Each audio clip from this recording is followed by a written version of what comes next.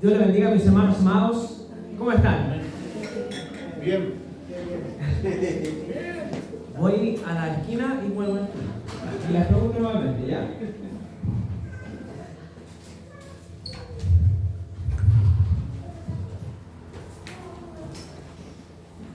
Ahora sí.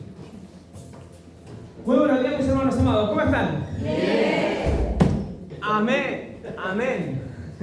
Gracias, Señor, por ese amén fuerte. Ese amén que nos dice que estamos bien en el Señor.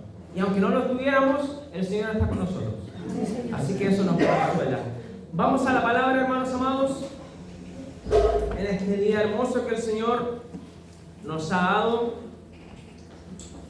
Vamos a Nehemías, capítulo 6. Versículo 15 y 16.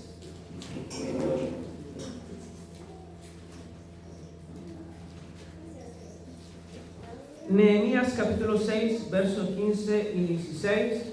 No sé si lo podrían proyectar, chiquillas, please.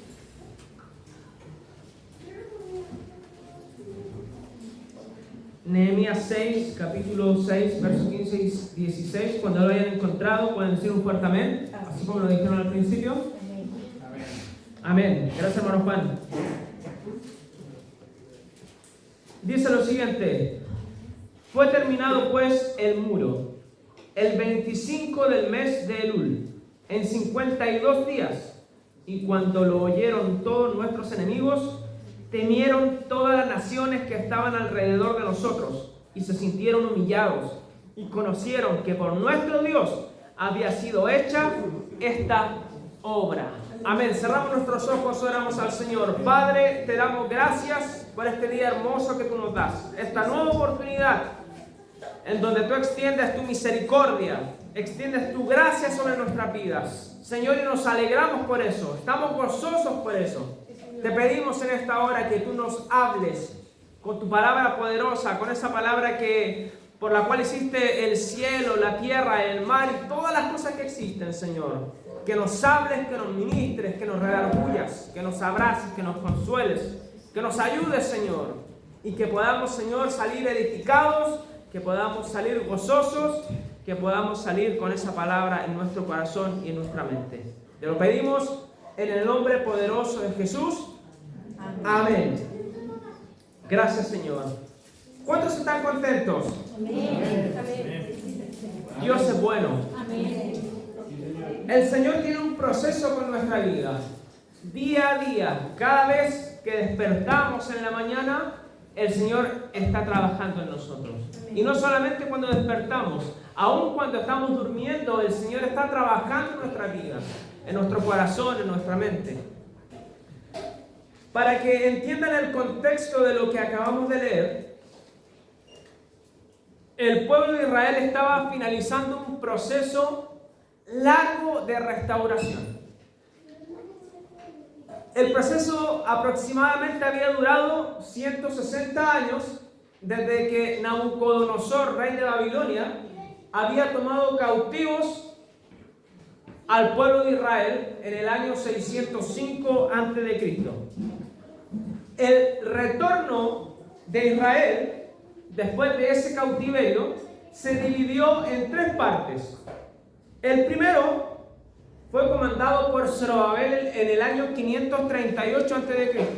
Y la misión que tenía Zorobabel era reconstruir el templo de Dios. ¿Me siguen? Esa era la misión de Zorobabel, construir el templo de Dios. Porque el templo de Dios para los judíos era su punto central, era el corazón mismo de la nación judía. Y los judíos sin el templo, hermanos, se consideraban personas sin identidad. Los judíos sin el templo se consideraban ni siquiera como nación. Por lo tanto, cuando el templo fue terminado, ese día marcó un antes y un después para la nación judía.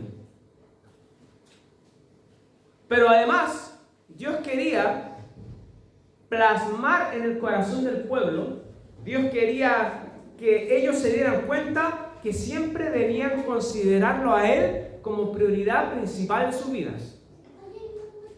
Para nosotros, como cristianos, Jesucristo siempre debe ser nuestra prioridad. ¿Cuántos dicen amén? Amén. Jesucristo siempre debe ser el primero en nuestra vida.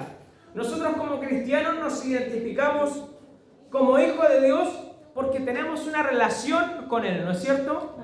Tenemos una relación con Él por medio de la palabra, por medio de la oración, por medio de la lectura, del ayuno, dando un buen testimonio. La gente se da cuenta de que nosotros somos cristianos también. Y así como lo dijo Juan en su oración, nosotros somos hijos de Él porque le seguimos y porque también lo conocemos a Él. Esa es la vida eterna, dijo Juan, que te conozcan a ti, el único y verdadero Dios, y en Jesucristo a quien has enviado. El segundo grupo de retorno hacia Jerusalén fue comandado por Esdras en el año 458. La misión principal de Esdras era limpiar y ordenar la casa de Dios con la ley, o sea, con la escritura, con la palabra. Esa era la misión principal. Los israelitas debían sacar todo lo malo que estaba en la nación. Los israelitas debían sacar de la nación todo lo que los alejaba de Dios. Ellos debían honrar al Señor y tomar buenas decisiones. Para hacer eso, debían conocer los mandamientos de Dios. Y de eso se encargó Esdras, de comunicar los mandamientos para que el pueblo ordenara su vida. Cuando el pueblo se arrepintió, hubo un avivamiento. Hubo una restauración y ellos se volvieron de sus malos caminos. Para nosotros, cuando Dios entra en nuestro corazón, ¿qué comienza a hacer Él primero? Él comienza a limpiar nuestra vida, ¿o no? Él comienza a sacar todo lo malo de nuestro corazón, comienza a sacar todo lo malo de nuestra mente. Y la forma en que el Señor comienza a limpiar nuestra vida es a través de la palabra del Señor. Es a través de la palabra del Señor. No hay otra forma. Cuando nosotros tenemos la palabra del Señor en nuestro corazón, ella nos da la capacidad de discernir entre lo bueno y lo malo. Nos da la capacidad de discernir entre lo que honra a Dios y lo que no honra a Dios. O sea, cuando nosotros ya somos cristianos y tomamos una decisión que no honra a Dios, no vamos a poder decirle a Dios, es que yo no sabía. Porque la misma palabra de Dios nos enseña y nos muestra el camino hacia la voluntad de Dios, ¿no es cierto? ¿Amén? ¿No es cierto? Amén. Estamos aquí. Cuando la palabra de Dios entra en nuestro corazón, ataca el pecado que hay en nosotros. Lo ataca. ¿Nos duele? Sí. La palabra de Dios es como una espada de dos filos que penetra hasta lo más profundo de nuestro ser. Nos golpea como un martillo, dice Jeremías, pero nos sana, nos transforma y nos da vida. Amén. ¿Sabes? Podemos llegar muy secos a los pies de Cristo, pero cuando abrazamos su palabra, podemos reverdecer y podemos nuevamente florecer en su casa. Pero ahora, hermanos, había otro desafío para Israel. ¿Sabe qué desafío era? Lo acabamos de leer. ¿Quién se acuerda de lo que leímos hace 5 minutos? El desafío para Israel era construir un muro. Hermanos, ¿qué significaba esto para Israel? ¿Cómo lo podemos aplicar a nuestra vida? Yo quiero que retroceda ahí en el mismo Nehemías, en el capítulo 4, que lo pueda buscar conmigo. No sé si los chiquillos lo pueden proyectar.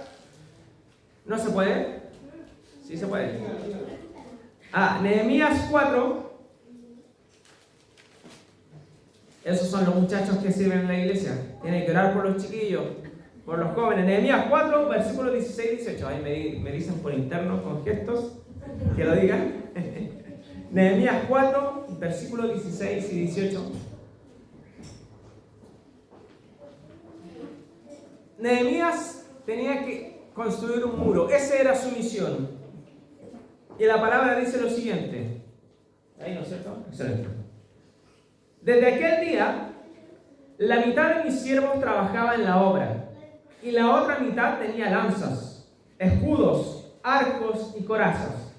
Y detrás de ellos estaban los jefes de toda la casa de Judá, los que edificaban en el muro, los que acarreaban y los que cargaban.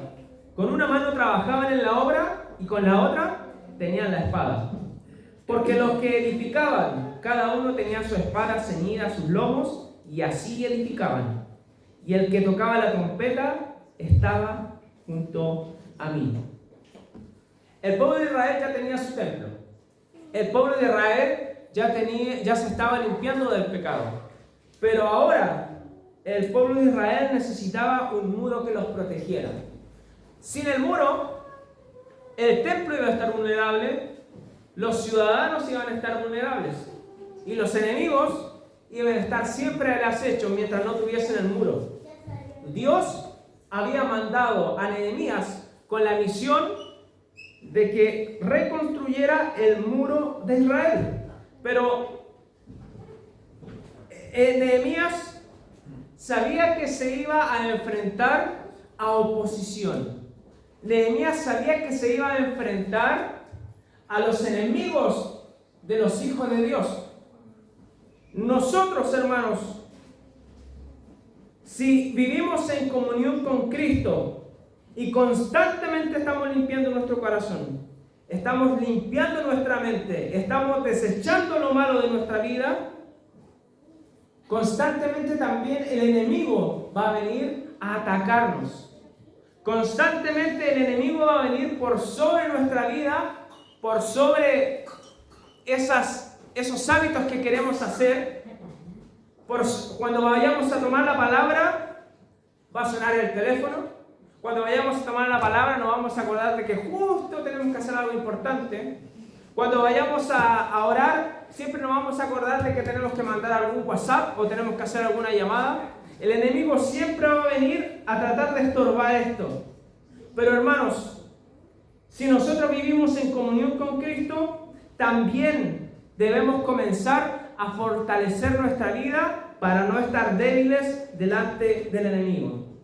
¿Cómo yo puedo fortalecerme en el Señor? ¿Cómo yo puedo ser fuerte ante los embates del enemigo?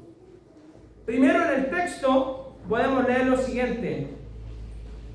Podríamos leer que los trabajadores construían con una mano y con la otra, ¿qué hacían? Sostenían espadas. Tal vez puede resultar un poco extraño. Nosotros cuando construimos aquí no teníamos ningún arma al ladito. Nosotros teníamos las palas, los martillos, hacíamos la mezcla y eso. Pero en este entonces había otra amenaza, una amenaza más física, más tangible. Y estas dos acciones que ellos tenían nos enseña que debemos imitarlas de manera espiritual. ¿Cómo, hermanos? Si bien los israelitas construían el muro, nosotros debemos construir una vida cimentado ¿en quién? En Cristo, en Jesucristo, no con nuestras fuerzas, no con nuestros recursos, sino obedeciendo la palabra de Dios. Esa va a ser la manera en que nosotros podemos edificar una vida firme. Allá en Mateo 7, 24 y 27, Jesús cuenta una historia. Él habla de dos hombres que construían, ¿no es cierto? ¿Quién conoce esa historia? Los dos hombres que construyen, uno construye sobre la roca y el otro sobre la arena. Jesús dice en esa historia, en Mateo 7, versos 24 y 27, cualquiera pues que me oye estas palabras y las hace, le compararé a un hombre prudente que edificó su casa sobre la roca. Descendió la lluvia y vinieron los ríos y soplaron los vientos y golpearon contra aquella casa. Y no cayó, porque estaba fundada sobre la roca. Pero cualquiera que me oye estas palabras y no las hace, le compararé a un hombre insensato que edificó su casa sobre la arena. Y descendió la lluvia y vinieron los ríos y soplaron los vientos y dieron con ímpetu contra aquella casa. Y cayó y fue grande su ruina. Hermano, si quieres comenzar a fortalecer tu vida en Cristo, debes comenzar primero obedeciendo la palabra del Señor. Así de simple. El hombre que oye estas palabras, dijo Jesús, y las hace. El hombre que oye estas palabras y las hace es el que construye sobre la roca. La palabra nos enseña que no debemos ser tan solo oidores, hermanos, sino también hacedores. Construir una vida en Cristo no significa que solamente debemos sabernos la Biblia. No significa que solamente debemos venir los días domingos o los días jueves a la iglesia, sino que significa que debemos creer y obedecer la palabra de Dios. ¿Cuántos siguen aquí? Amén. Debemos creer y obedecer la palabra de Dios. Irónicamente, hermanos, las dos personas de esta parábola tienen varias cosas en común. Primero, las dos personas construyen, ¿o no? Las dos personas construyen. Pero ¿saben? También ambas personas escuchan a Jesús. Aquí no estamos hablando de alguien que no escucha a Jesús. Aquí estamos hablando de que las dos personas escuchan a Jesús. Por lo tanto, no me voy a adelantar. También ambas personas pasan por las mismas circunstancias, ¿o no? Pasan por las mismas situaciones. Las dos casas fueron golpeadas por la lluvia, las dos casas fueron golpeadas por los ríos y las dos casas fueron golpeadas por el viento. Pero ¿cuál es la diferencia entre estas dos personas? Que una hizo caso al maestro y la otra no. ¿No es cierto? Hoy día nos podemos encontrar aquí sentados cómodamente escuchando las palabras de Dios. ¿Pero las haremos caso? ¿Le haremos caso a lo que dice la palabra del Señor? Mira a su hermano y dígale, ¿estás construyendo en Cristo? ¿Estás obedeciendo al Señor? Mírelo. Dígale, ¿estás construyendo en la roca que es Cristo? Porque, hermanos, todos aquí estamos oyendo, ¿o no? ¿O alguien aquí no me escucha?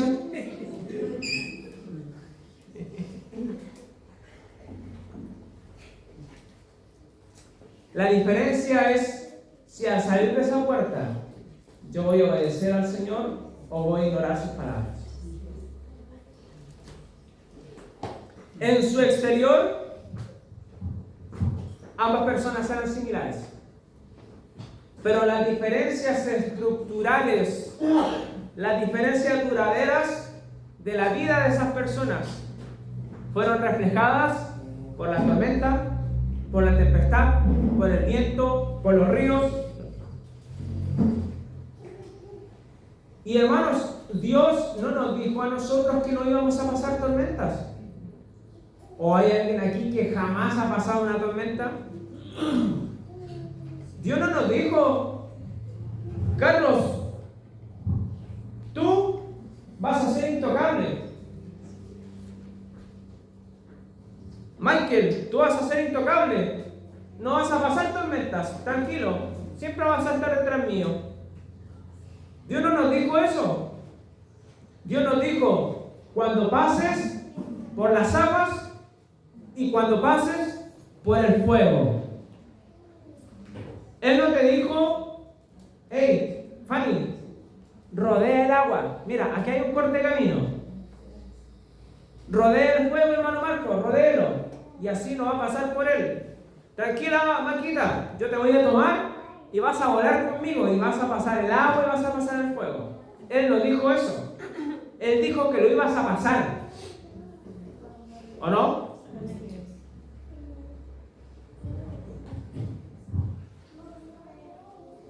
Incluso, hermanos, posiblemente ahora algunos tienen el agua hasta el cuello. Ahora, aquí mismo. ¿O no? Posiblemente ahora, justo ahora, en este momento, el fuego nos está rodeando. El agua nos está negando. Pero hermano, si tú has construido en él, en obediencia a la palabra de Dios, tu casa no se va a derrumbar. Tu vida no se va a derrumbar. No te vas a ahogar ni te vas a quemar porque Dios está contigo. Pero si no has obedecido, la Biblia dice que grande será tu ruina. ¿Están aquí, no es cierto? Por eso es importante fundamentar nuestra vida en Cristo. Fortalecernos en sus palabras. Fortalecernos en sus promesas. Y esperar pacientemente. El salmista decía, pacientemente esperé a Jehová y se inclinó a mí y oyó mi clamor.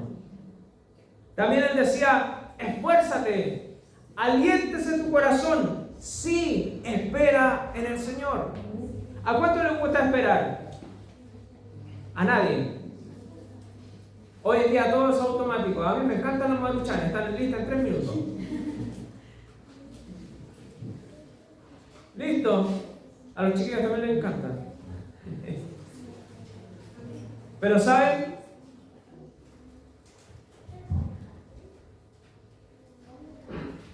No depende de nosotros, sino de Dios. Lo único que nosotros tenemos que hacer es aferrarnos a las promesas de Dios y esperar. Y esperar. A veces creemos que si tomamos la situación en nuestras manos, va a ser mucho mejor. Oye, si tuviera plata, a lo mejor podría solucionarlo al tiro. ¿O no?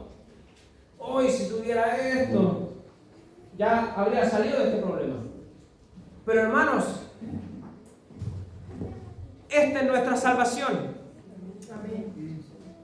La fe en las promesas de Dios nos van a salvar de la ruina. El obedecer la palabra del Señor nos va a salvar de la ruina. Incluso Isaías lo decía en ese versículo que muchas veces todos recitan y lo saben de memoria, pero muchas veces no nos detenemos a pensar lo profundo cuando Isaías decía, los muchachos se fatigan y se cansan. Los jóvenes flaquean y caen, pero los que esperan en el Señor tendrán nuevas fuerzas, levantarán alas como las águilas, correrán y no se cansarán, caminarán y no se fatigarán. ¿Qué lindo ese corito? Correrán. Ya ni me acuerdo, pero en fin. Pero saben, hermanos, los niños y los jóvenes se caracterizan por tener fuerzas incalculables. Nunca se cansan, siempre están ahí. Yo les reto a alguien que tenga arriba de 40 que vaya a forcejear con uno de los chiquillos que está allá. A ver cuánto dura. 1 minuto, 2 minutos, pero ellos no se van a cansar. A lo mejor uno lo va a poder resistir, pero no se van a cansar. ¿Sí o no? El Nata cuando a veces iba a mi casa siempre me hacía forcejear y yo decía, ya, déjame. A los 2 minutos y estaba, tráigame un tubo de oxígeno. Pero la palabra nos enseña que aún los más fuertes, si no ponen su esperanza en Dios, se van a cansar, van a desfallecer, van a sucumbir. Pero los que esperan en el Señor, ellos sí tendrán nuevas fuerzas. ¿Sabe lo que quiere decir eso? Hermano, no importa si eres débil, no importa si tus brazos se cansan, no importa si tus piernas tiemblan, no importa si tu cuerpo entero le falta el oxígeno. Si tú crees en el Señor, si tú obedeces al Señor y esperas en el Señor, tendrás nuevas fuerzas. No depende de ti, no depende de mí, depende solo de Él y de que tú le creas.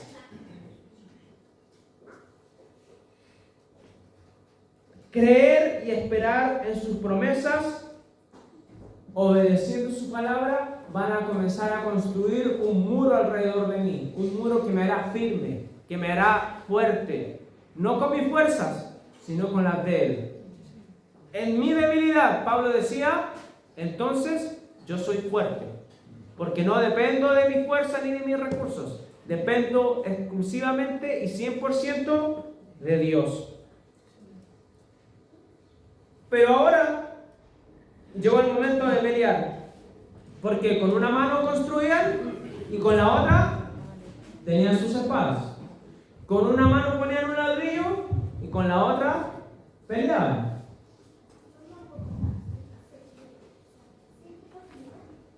Ahora, ¿por qué debemos pelear? Y esto quiero que me lo entienda bien.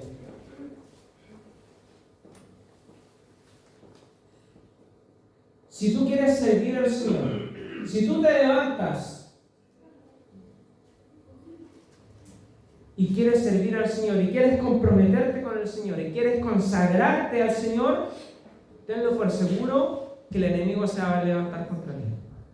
Y vas a estar obligado a pelear. Pero ¿cómo vamos a pelear?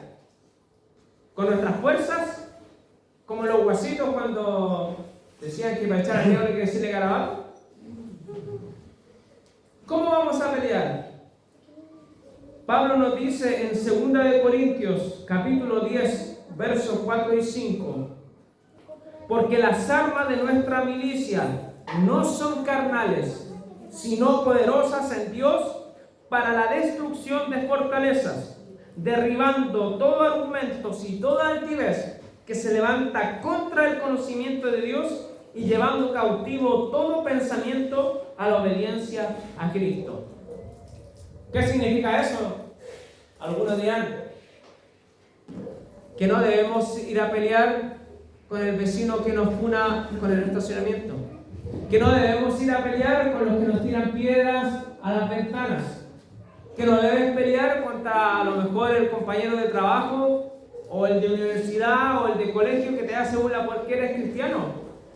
No significa que yo voy a ir a pelear con esa persona. Significa que la batalla que yo tengo que pelear se pelea en las rodillas.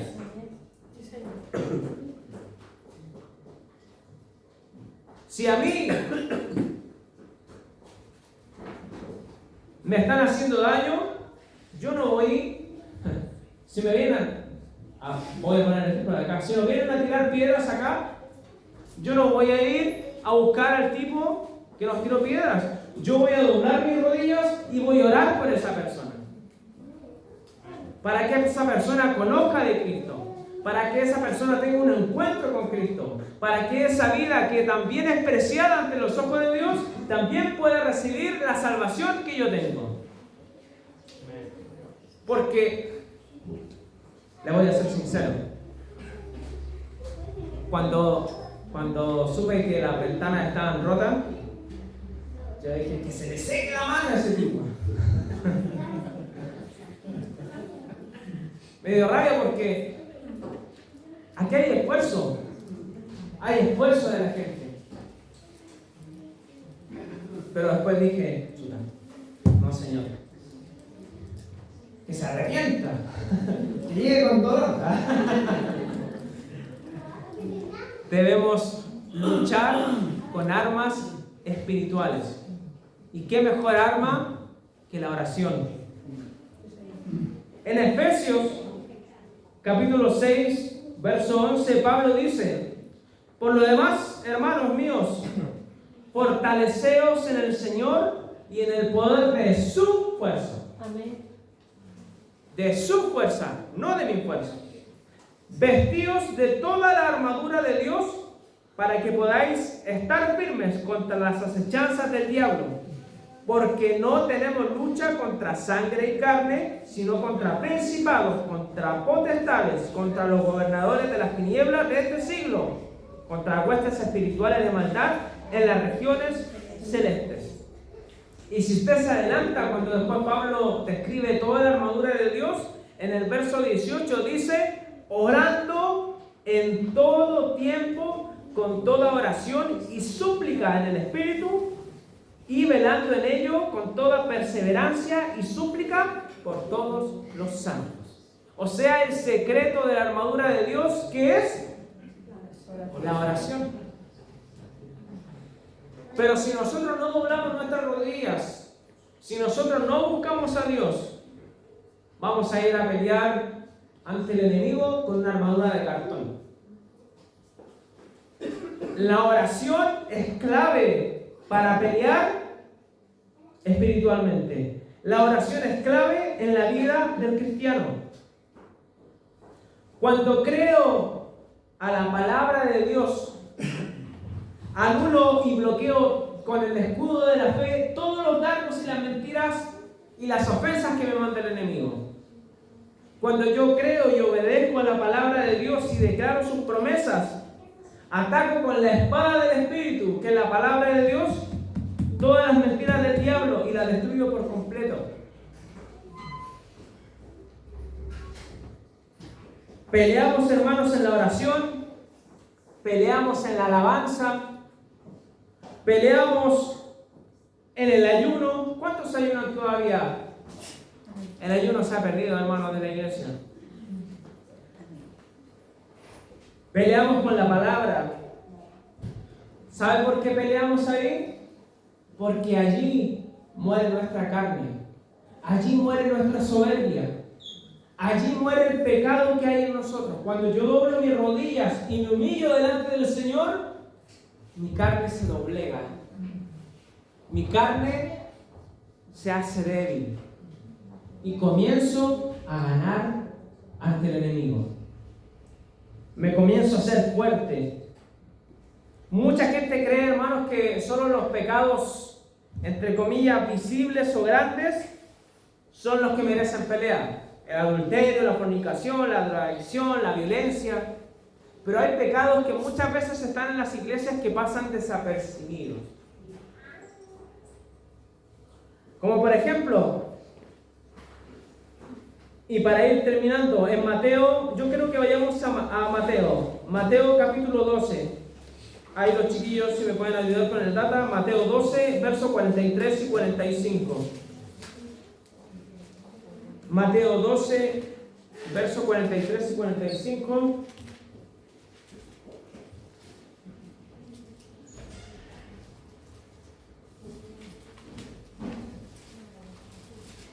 ¿Lo tienen? Cuando lo tengan pueden decir un fuerte amén.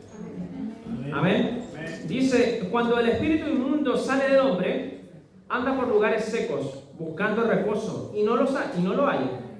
Entonces dice: volveré a mi casa, de donde salí.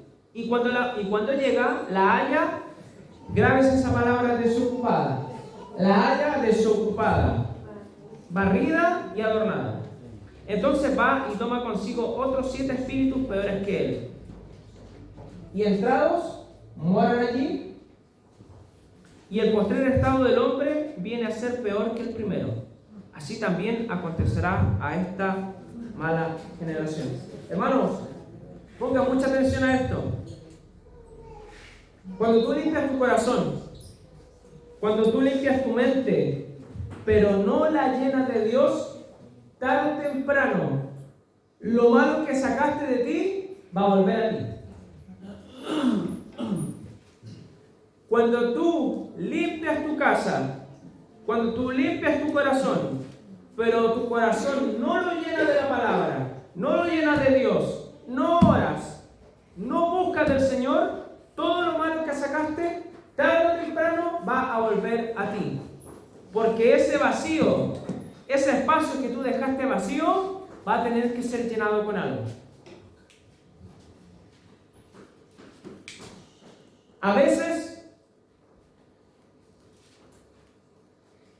pasamos horas y horas tras una pantalla, deslizando así. ¡Ay, qué bueno! Corazoncito. ¡Ay, esto se lo voy a mandar al pastor! ¿No? ¿Sí o no? A veces pasamos horas y horas tras una pantalla. Pero en vez de pasar horas y horas en una pantalla, dedícale un tiempecito. ¿O no? Después decimos ya, busquemos el libro de Ageo. ¿Y dónde está? ¿Qué es lo que es eso? ¿Se come? Está en el Antiguo o en el Nuevo Testamento. Y vamos al índice, que no tenemos idea. A veces, hermanos amados, nos transformamos en criticones espirituales. Con los predicadores, con los músicos. Es que el predicador es fome. Es que los músicos no la ayuntan ni una nota. Los cantantes, ni un brillo. Ahí la maquita sale, la maquita, Tanita. Ni un brillo. Los músicos, sobre todo el bajista. Amén. El bajo ni se escucha. Los predicadores, amén. Hoy día la reunión estuvo, ¿cómo estuvo la reunión? Estuvo, amén. No, nada. La palabra, ¿aquí predicaron? No tengo idea. ¿A cuánto le ha pasado eso? No digan a mí, por favor, aquí no pasa eso. Jamás. ¿O no? Pero hermano, en vez de pensar o de ser un criticón espiritual, cuando llegue a su casa, doble su rodilla y ore por ese predicador fome. Y ore por esos músicos desafinados. Y ore por esa pose que no llegan a las notas. ¿O no? Reemplace lo bueno por lo malo. O al revés, lo malo por lo bueno. Reemplace lo malo por lo bueno. En vez de ser un criticón, ore por esa gente. Ore por el predicador. Ore por los músicos. Ore por los cantantes. Ore por su hermano que está al lado. Ore por los que están enfermos. ¿Se entiende? Reemplace. Si alguien viene con chisme a su vida, ¿se va a unir? En vez de unirse, ore por el hermano al cual alguien va a hablar mal de él y reprenda al chismoso. Cambie lo malo por lo bueno. Hermanos, así también se pelea la buena batalla. Y créame que si usted comienza a poner detalles en estas cosas, entre comillas, para nosotros tan pequeñas, créame que va a comenzar a crecer espiritualmente. Va a comenzar a ser fuerte también en el Señor. Por último, mis hermanos amados, cierra sus ojos un momento. Por último, nos queda preguntarnos,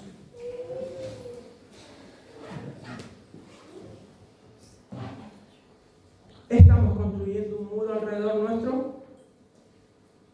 ¿Estamos peleando en contra del pecado y las malas prácticas? ¿Estamos obedeciendo a la palabra de Dios? ¿Estamos doblando nuestras rodillas?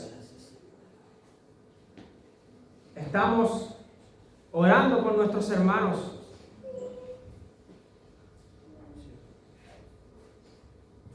Yo quiero que usted pueda orar al Señor y le pueda decir: Señor,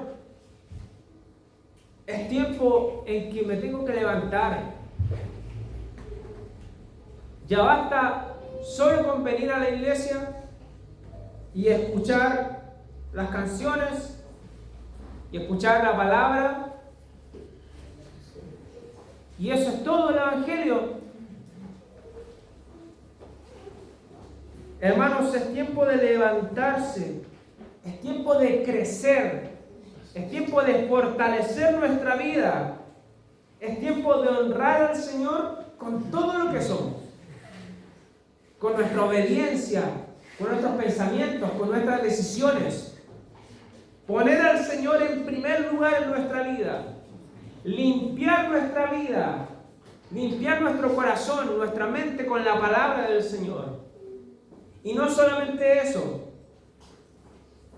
comenzar a construir nuestra vida obedeciendo a la palabra, orando por nuestros hermanos, luchando en contra del enemigo, creyendo en las promesas de Dios, edificando sobre Cristo. Padre, te damos gracias por este momento que tú nos has dado.